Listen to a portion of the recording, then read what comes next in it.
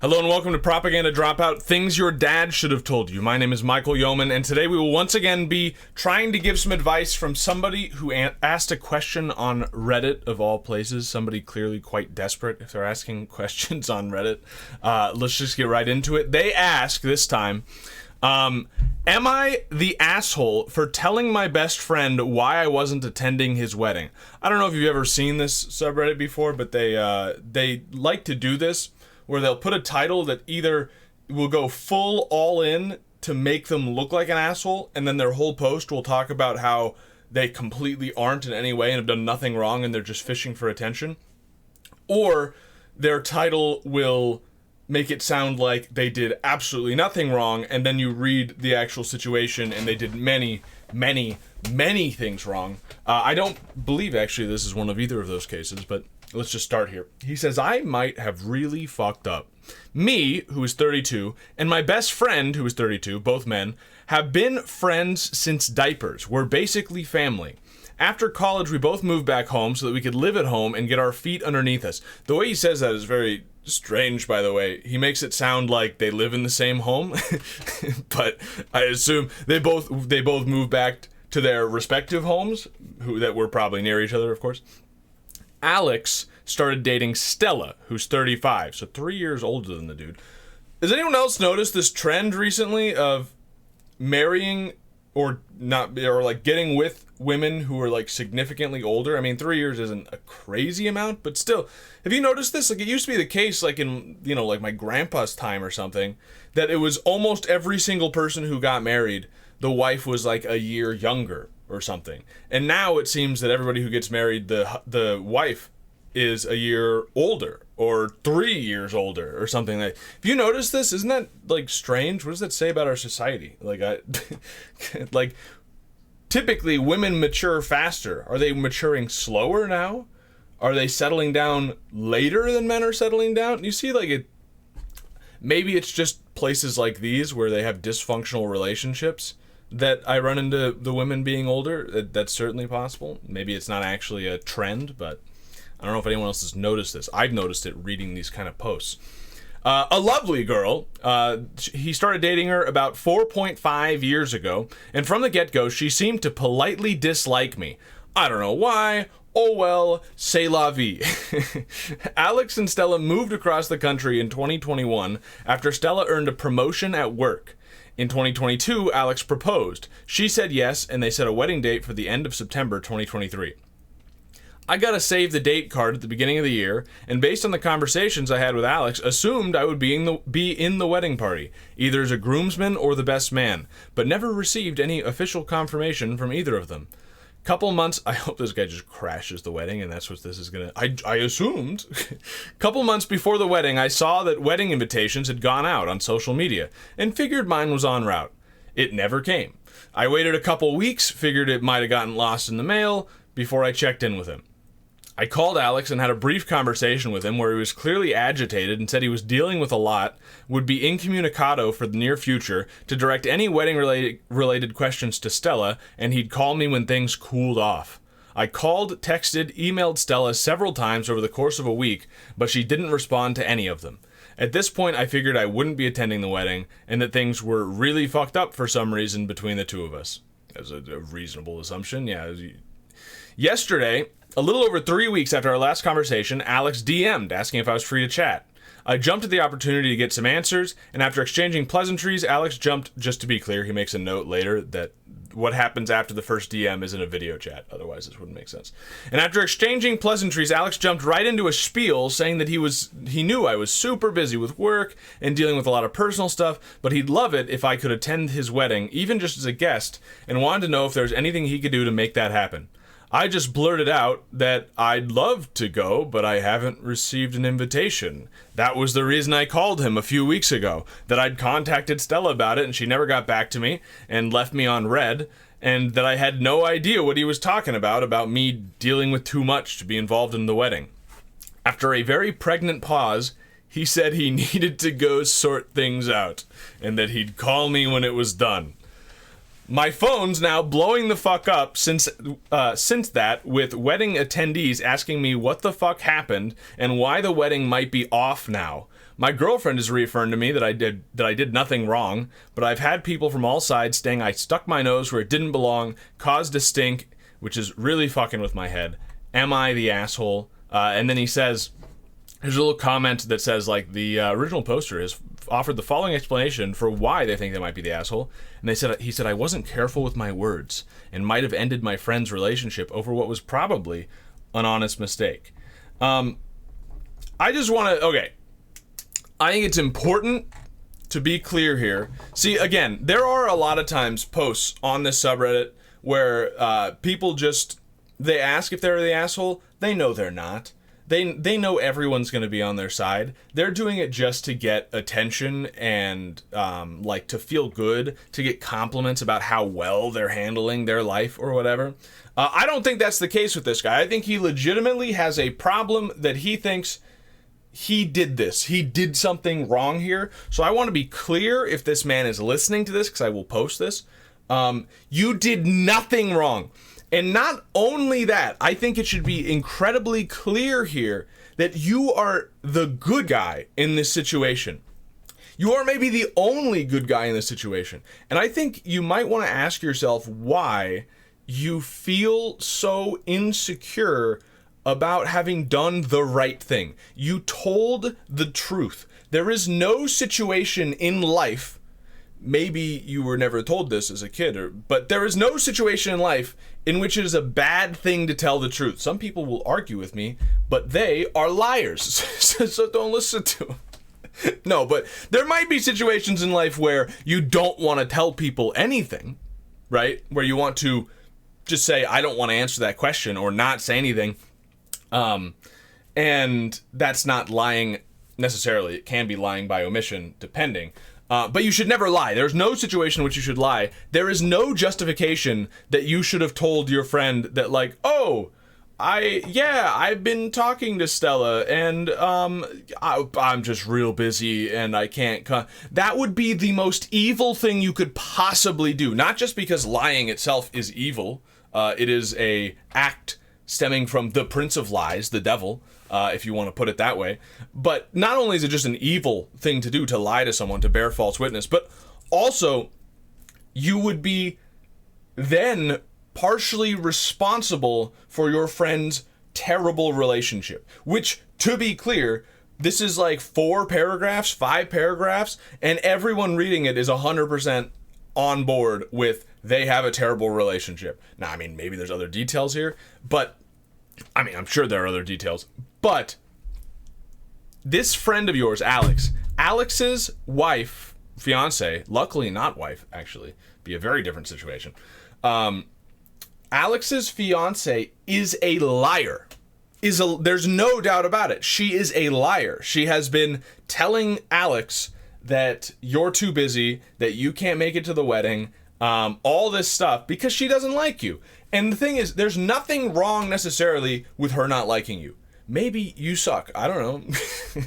I've never met you. But lying, there's something wrong with. And in a relationship, something this important as well, although I think lying about anything would be bad, but this important of a thing as the wedding, having a lie surrounding it, if this is, I'm not surprised at all that the wedding might be off now. How can you marry somebody who's a liar, who you don't trust? And you should be proud that you did this, because think of it this way.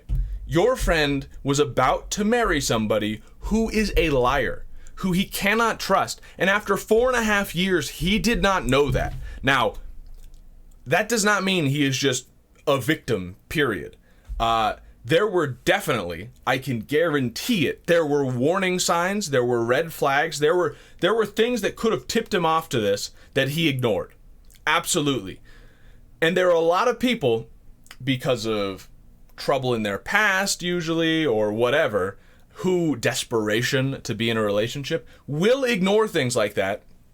And like any sort of bad habit in life, it most often ends only when the person hits rock bottom. And you have given them the great gift to be able to hit rock bottom before they marry rock bottom. Do you see what I'm saying? Because if they found out after they were married that their wife's a liar, now they're married to the liar. Now this is a situation that is way more difficult to deal with.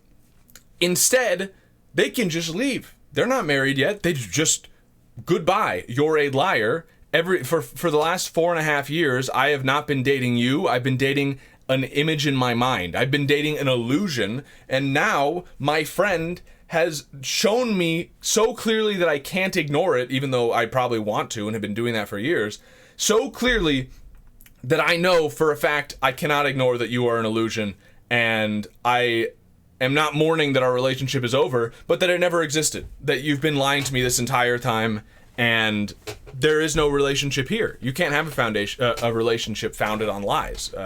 You're not.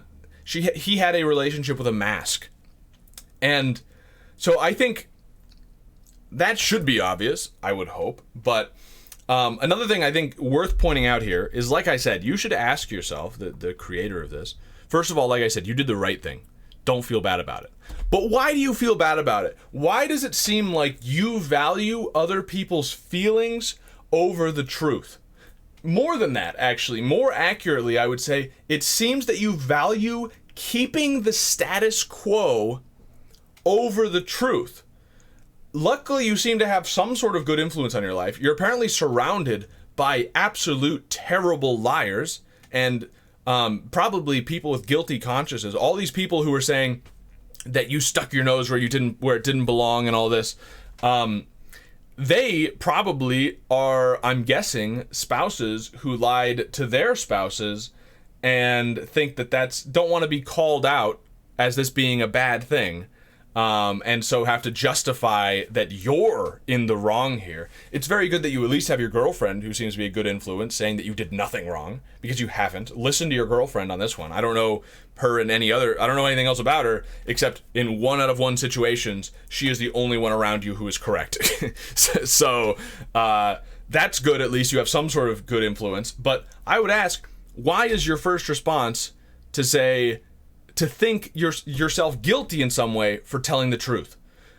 The truth set your friend free. That is an amazing thing. You've done a great thing. Please figure out why you are ashamed of it. Even the words you use about, like, I blurted it out, or I kind of verbal vomited it out. Using vomit as your description of you doing a noble deed says something about your feelings about it. I mean, I know verbal vomit is like a thing that people say, but it obviously has a negative connotation because of the words you're using.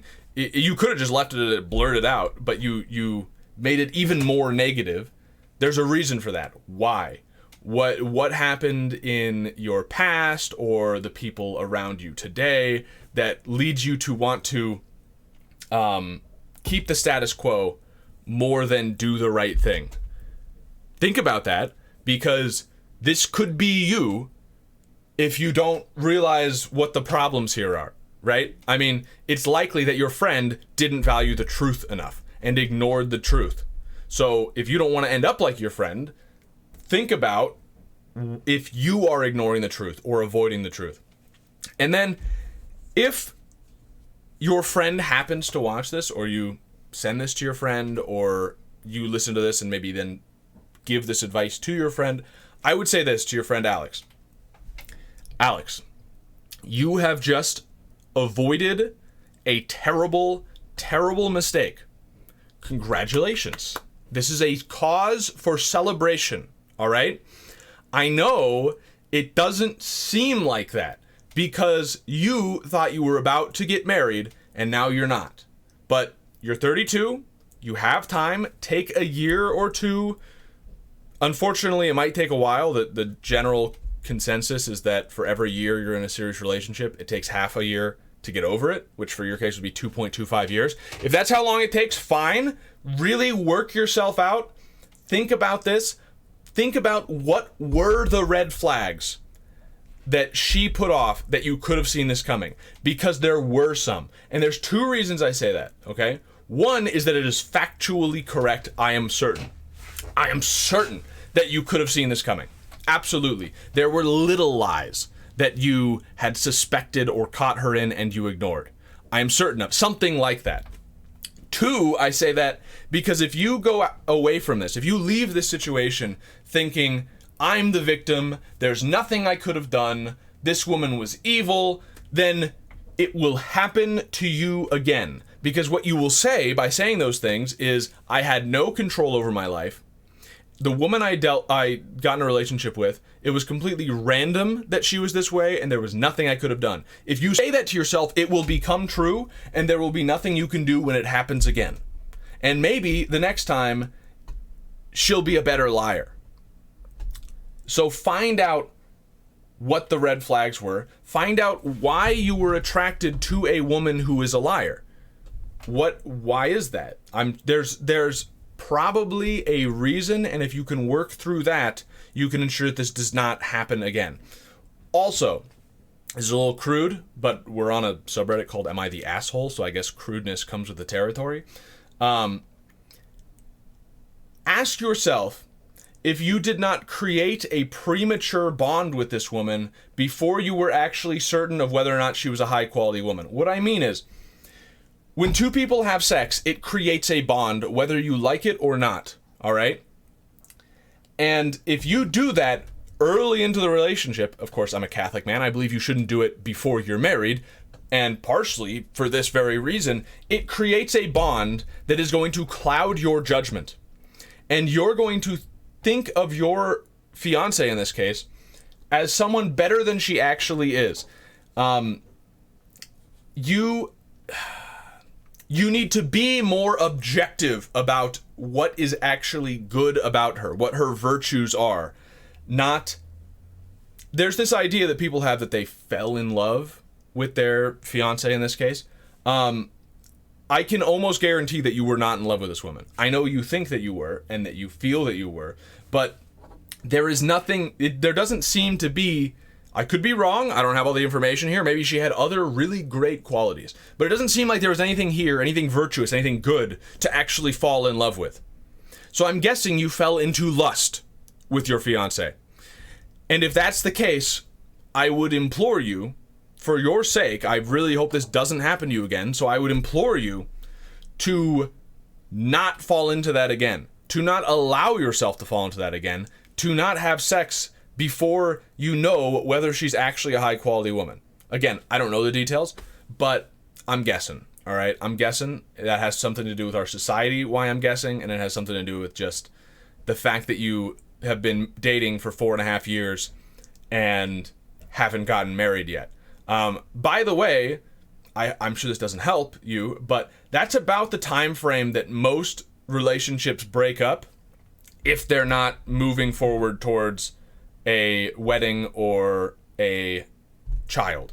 So I wouldn't be surprised if you were kind of strong-armed into this wedding as well, but that's pure speculation, and I shouldn't go any further down that one. I just thought it was an interesting note that 4.5 years, normally it's about 5 years when somebody in the relationship will start getting antsy and be like, where are we going? Usually because the other person is not sure about the relationship and doesn't want to go anywhere. But anyway, I think both of you need to value the truth higher and figure out why you've done the things you've done. There are some reasons. And, when I was a kid, this is what it reminds me of. When I was a kid, they took us to like a space camp, right? And there was some astronaut there from NASA who told us that the mindset you need to have as an astronaut is that there is always a solution. For 2 reasons. One, like I said, it's probably factually correct. It might not be, but you need to believe it or else you're dead either way. If there's some sort of problem or something he's talking about. He may have been exaggerating how problematic being an astronaut was, but I'm not going to question that right now. And 2, because you need that motivation. You need to believe that there's a solution. And so I took that to heart as a child or whatever, and it's helped me a lot. And I would say that you should take that sort of mindset here. Believe that there is a solution to this. There is some reason why one of you has fled the truth, and the other, or is scared of the truth, and the other has seemingly ignored it and gotten with a woman like this. You are not a victim. You are partially responsible for this, and you are 100% responsible for your actions. You are not a victim. Do not think of yourself as a victim. What happened to you is terrible, but you partially chose it. Find out why you chose it. That's my advice. I hope it is at all useful to you. To sum it up, of course, you are the person asking this question is not the asshole. His friend Alex might be, because he is partially responsible for this. Almost everyone else in the situation does seem to be the asshole, but not you. You did the right thing. So figure out why you feel like an asshole for doing the right thing. Thank you for listening. I hope this was, as I said, useful, entertaining, something, informative. If you found this useful in any way, please look in the description to find out how you can give value back for the value you received from this, but I won't give the long spiel today on this short video. Thank you for watching. If you have comments, questions, want me to answer a question of yours, like I've done before, then please leave it in the comments or send me an email. You'll find it in the description, all that stuff. Thanks for listening or watching. I will see you next time. God bless. Bye-bye.